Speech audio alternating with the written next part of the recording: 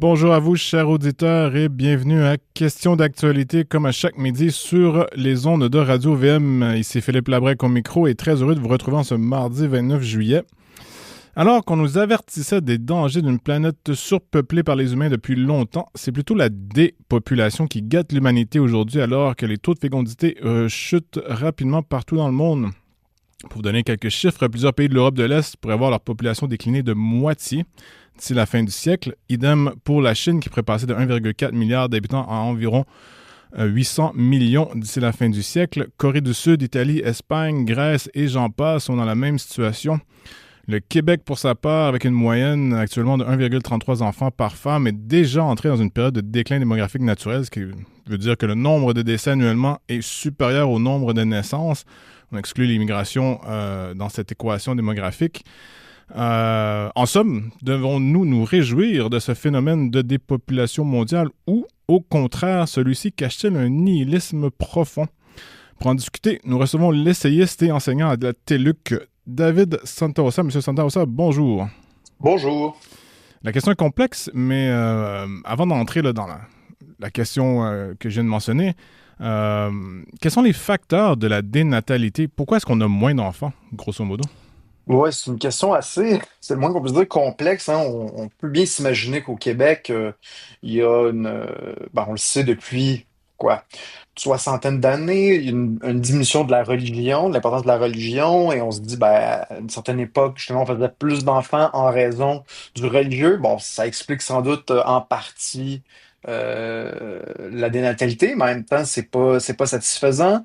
Ensuite, on pourrait parler du coût de la vie, on peut parler de la pénurie de logements qui fait en sorte que le prix des maisons augmente, etc., etc. Mais ce qu'on se rend compte lorsqu'on parle de tous ces facteurs-là, même j'en ajouterais un autre, on le sait, je veux dire, la libéralisation sexuelle, l'accès Moyen euh, de contraception?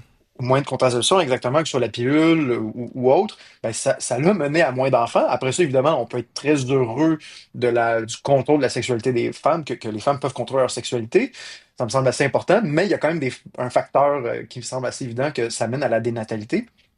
Mais en même temps, ici, il y a plusieurs auteurs qui se sont penchés là-dessus, c'est-à-dire que lorsqu'on regarde tous ces facteurs-là, on l'explique toujours en partie. On a différents contre-exemples sur la planète qui montrent justement des lieux qui sont très religieux, par exemple, mais que le taux de natalité est quand même bas. Mhm. Donc, il n'y a rien de bien satisfaisant dans toutes ces explications-là au final. C'est vrai que la source n'est pas évidente. Mhm. Mais certains s'en réjouissent, là. Je pense bien sûr à certaines mouvances environnementalistes Ouais. qui prônent un dépeuplement, si je peux dire, ou du moins un dépeuplement par la dénatalité, là, soyons clairs ici, de la Mhm. Terre, pour des raisons écologiques, là, pour sauver l'environnement, je vais le dire d'une façon très simple, pour sauver l'environnement, oui. Devons-nous aspirer donc à dépeupler la Terre pour des raisons écologiques par l'entremise de la chute de la natalité? Est-ce qu'on devrait encourager la chose finalement? Ouais, ben c'est ça, hein, c'est un discours qui est de plus en plus à la mode. On l'entend même chez certaines personnes de dire, ah, moi, j'ai pas d'enfant pour sauver la planète. On entend des phrases comme ça chez Chez les des jeunes? gens chez les jeunes, Ouais. exactement. Ce qui est d'ailleurs une drôle d'idée quand même, de dire, on va sauver la planète en faisant moins d'enfants. Ça me semble un peu paradoxal. Et aussi, c'est-à-dire que ça me semble aussi fondamentalement faux. C'est-à-dire que souvent on entend ça, la Terre est surpeuplée. Or, la Terre n'est pas surpeuplée. En fait, c'est-à-dire que il y a peu de densité sur la planète. Donc, il y a des pays où justement où il y a de très grandes populations. Mais quand on regarde sur la planète entière, il y a, je veux dire, il y a pas beaucoup d'êtres humains, en fait. Il pourrait en avoir beaucoup plus. Tu sais, justement, pensons aux pays comme le Canada, les États-Unis, beaucoup de pays en Afrique où justement il y a très peu de densité de la population. Pourquoi que certains pays en Afrique, c'est de moins en moins vrai. Mhm. Et puis, donc voilà, en fait, c'est-à-dire que c'est pas vrai qu'il y a une surpopulation, c'est-à-dire qu'on a de la difficulté à gérer les ressources, à créer de l'énergie ou en générer plutôt, eh bien, c'est davantage ça le problème. Donc, le défi de la population est davantage sur le plan de la gestion des ressources plutôt que du nombre de personnes sur Terre. Moi, je vois d'un très mauvais œil l'idée de dire à des gens qu'il y a trop de nous autres sur Terre, il faut en avoir moins. Je trouve ça assez paradoxal, assez particulier qu'une espèce humaine se dise ça, qu'une espèce se dise ça. Ben, il y a deux chercheurs, justement, Dean Spears et Michael Garuso, j'espère que je prononce bien son nom de famille, économistes à l'Université du Texas à Austin, qui proposent la thèse inverse, en fait, dans leur dernier livre qui s'intitule After a Spike, Population Progress Mhm. and the Case for People. Et je résume ici, mais ils disent que la solution à la majorité des problèmes, notamment celui de l'écologie, n'est pas de diminuer la population, mais au contraire, au minimum, la maintenir, car plus il y a d'humains, plus il y a de personnes, plus il y a d'idées, plus il y a de main-d'œuvre, plus il y a d'innovation, plus on fait abaisser les coûts de certaines choses et donc on peut trouver des solutions à nos problèmes. Et donne l'exemple ici de la Chine, qui a vécu disons, une montée démographique importante au 20e siècle et qui pourtant, dans les dernières années, a tout de même réussi à réduire son taux de population, son taux de pollution, pardon, de façon importante, malgré la hausse de population. Et d'après eux, ça serait principalement grâce à une hausse de population. Comment est-ce que vous entrevoyez la chose? Ouais, hein, je suis globalement assez d'accord. C'est-à-dire que on le sait aujourd'hui, grâce à la recherche, grâce au développement de nouvelles technologies, ben, il y a beaucoup de technologies justement qui nous permettent de moins polluer. Faisons juste penser à tu sais, le chauffage, c'est-à-dire il y a quelques décennies, quelques siècles, ben, pour chauffer au Québec, ça prenait du bois. Donc évidemment, si aujourd'hui tout le monde utilisait du bois pour chauffer sa maisonnée, il resterait pas beaucoup de bois au Québec.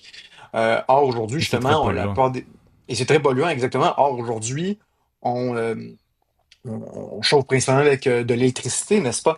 Donc c'est vraiment en développant des nouvelles technologies qu'on peut réussir justement à moins polluer. Il y a même des statistiques, je me rappelle plus des chiffres exacts. Mais tu sais, par exemple, il y a quelques siècles, au Moyen Âge, par exemple, pour avoir une heure de lumière, hein, pour avoir une heure de, donc une bougie, ben, il fallait travailler plusieurs heures. Alors qu'aujourd'hui, quelques secondes suffisent pour avoir une heure de lumière, donc une ampoule. Donc, ça démontre justement que avec les progrès technologiques, et le progrès technologique va venir avec une croissance de la population, une croissance économique, ben, on peut finalement développer de nouvelles technologies qui sont beaucoup plus vertes, qui sont beaucoup moins polluantes.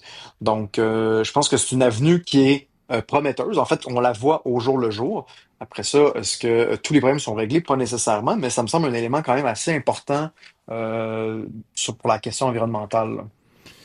Tout à fait. Et bon, la dénatalité était le résultat d'un refus de vivre de l'homme contemporain, parce qu'on parlait des sources, là, des raisons de Mhm. celle-ci avant l'entretien. Et on dit en fait, on réussit à rationaliser le fait que collectivement aujourd'hui, on ne veut plus d'enfants, du moins on en veut beaucoup moins. Je parle du Québec, mais de Mhm. l'Occident. Et on semble parler du monde entier maintenant. Même l'Afrique subsaharienne voit ses taux de fécondité décliner rapidement, quoi qu'il reste encore très élevé. Mais la chose semble être mondiale. Je me rappelle aussi, là, il y avait cette thèse que la fertilité mondiale était le résultat potentiellement de la pollution de l'eau. Mais bon, ça, donc l'explication serait chimique. Mais ici, on allait discuter à dire exactement pourquoi les taux de natalité baissent mondialement, même si on trouve des raisons qui sont parfois, je crois, des conséquences plus que des causes. Est-ce que vous y voyez, genre, je disais, un élan nihiliste profond, mais un déni de vie de la part de l'homme contemporain dans cette dénatalité? Je pense qu'à tout le moins, il y a on est, l'homme contemporain est très critique envers lui-même généralement, hein. On aime ça dire qu'on a tous les torts possibles. Donc, évidemment que on est plus réticent à poursuivre l'aventure humaine en quelque sorte. Et au Québec, historiquement, il y avait justement une mission, c'est-à-dire la natalité avait une mission. À nouveau, après ça, est-ce qu'on a mis trop de pression sur les femmes pour avoir des enfants, des familles de 10, 15 enfants? Ben, je pense que poser la question, c'est y répondre. Mais en même temps, il y avait quand même quelque chose c'est-à-dire que avoir des enfants, c'est poursuivre l'aventure française, québécoise en Il y avait un Amérique aspect du Nord. politique, ouais, c'est clair. Exactement, exactement. Et même, tu sais, il y a quelque chose de métaphysique là-dedans, tu sais, c'est-à-dire que notre histoire vaut la peine d'être perpétuée. On est Et des ça, passeurs, on est héritiers, mais on doit passer quelque chose en même temps. Avoir des voilà, enfants, c'est un peu ça, hein. Exactement, exactement. Donc, il y a vraiment quelque chose. Justement, c'est pas avoir des enfants sur le plan strictement Financier. sexuel ou Ouais. animal, là. Il y a vraiment une mission derrière ça, une mission de civilisation derrière ça. Et ça, évidemment, on parle plus du tout de ça euh, à Mais dans le notre contexte époque. québécois, la dénatalité me semble être liée à ce qu'on appelait à une certaine époque la survivance, dans le sens où si Mhm. les Québécois n'ont plus d'enfants, le Québec ne va être qu'un territoire potentiellement pas nécessairement peuplé de Québécois comme tel, mais on l'entend encore un peu plus, je crois, là, dans les dernières années, dans certains cercles, mais ça reste assez tabou au Québec. Est-ce que le Québec, est-ce qu'il y a un tabou québécois spécifique au Québec en ce qui a trait à la dénatalité? Je pense que ce tabou-là est un peu partout en Occident, bien C'est vrai. honnêtement. Ce qui est encore plus important au Québec, probablement dû à l'importance des mouvements féministes qu'on a vécu. À nouveau, c'est-à-dire que ces mouvements-là ont eu beaucoup de bien sur le Québec, mais en même temps, ça peut apporter certaines problématiques aussi donc il faut, si on veut réactualiser certains débats. Donc oui, la question de ça, je pense que le féminisme aujourd'hui voit un de ses combats les plus importants, c'est la question de l'avortement, qui est un élément important, mais en même temps, la question pour les femmes d'avoir des enfants, d'être épanouies là-dedans, d'avoir des ressources, ça me semble être un débat ou un enjeu tout aussi important, sinon plus important. C'est quand même bizarre qu'au Euh, Québec, quand on parle de dénatalité, on en parle presque toujours dans le contexte, l'immigration, et qu'on justifie mhm. par on peut plus financer nos retraites, donc il faut plus d'immigration parce qu'on n'a pas assez d'enfants, puis il faut financer Ouais. nos retraites. Et là, le débat s'arrête un peu là. Oui, exactement. Exactement. C'est ça, c'est-à-dire qu'il ne faudrait jamais mettre de pression sur des gens pour avoir des enfants. Puis, à nouveau, je peux le On peut comprendre, là, pas c'est-à-dire forcer les ça. gens non plus, non? On peut pas forcer à avoir des enfants, mais est-ce que collectivement, c'est quelque chose qu'on peut valoriser, retrouver un peu cette aspiration-là, cet amour justement J'ai une des question enfants, pour de la vous. Est-ce transmission? que ce que vous venez Allez-y. de mentionner, l'amour pour les enfants, ce désir d'avoir des enfants, peut vraiment se transmettre hors contexte religieux? Je le mets de façon très claire au Québec, sans le Mhm. catholicisme ou la décatholicisation du Québec, peut-elle être inversée dans le sens qu'on parle des enfants sans l'aspect religieux? Ou avoir des taux de natalité élevés, je veux dire. Ouais, c'est une question fondamentale parce que évidemment, c'est-à-dire le discours religieux amène une forme de sacralisation de la vie. Mhm. Euh, donc, que c'est bon en soi d'avoir des enfants. Donc, c'est pas pour autre chose, c'est pas pour son bien personnel ou autre. C'est vrai, c'est bon en soi de créer la vie. Est-ce que dans un discours, dans un cadre de référence qui n'est pas religieux, on peut sacraliser la vie à nouveau? J'ai l'impression que c'est très difficile, du moins peut-être il y a des individus, certes, qui pourraient le faire, mais à grande échelle, j'ai l'impression que le Québec ne réussira pas à faire ça, comme les autres pays occidentaux qui se sont déchristianisés. Donc oui, ça prend une espèce de saut de dire non, non, la vie a un sens, la vie a une valeur en soi, peu importe. Mhm. Mais aujourd'hui, c'est pas nécessairement l'idée qu'on s'en fait. Puis à nouveau, ça apporte des éléments positifs et négatifs, hein. C'est-à-dire qu'aujourd'hui, on choisit quand on a des enfants, quand on est prêt, quand on est financièrement stable. À nouveau, c'est des bonnes choses aussi, c'est des bonnes questions à se poser. Mais en même temps, est-ce que ça fait en sorte que l'enfant, finalement, presque un projet de vie personnel plutôt qu'un projet en soi? Ça soulève cette question-là, là. Ça soulève la question aussi de ce que j'allais dire des solutions pour Mhm. redresser les taux de natalité. Mais là, comme on vient de dire, il n'y en a pas vraiment, là. Les différents pays occidentaux et Non. ailleurs ont dépensé des milliards pour Ouais. stimuler la natalité. Et bon, en moins de 30 secondes, tout ça semble avoir échoué. Est-ce qu'il y a des solutions? Je ne pense pas, bien honnêtement, je ne pense pas. Je pense que l'Occident va devoir passer par un cycle de dénatalité, Hmm. ce qu'on nous annonce là, vers autour de 2080 ou avant.